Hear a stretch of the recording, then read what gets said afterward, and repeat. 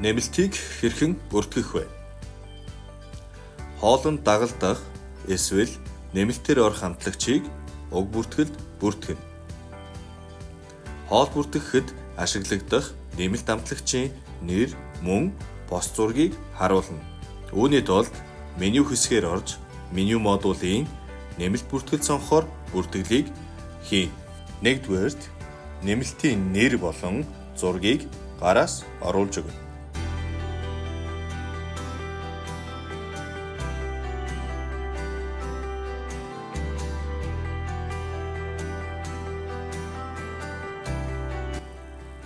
Хоёрдугаард төлөв нь идэвхтэй тохиолдолд тухайн нэмэлтийг хоол бүртгэлд ашиглах боломжтой байна.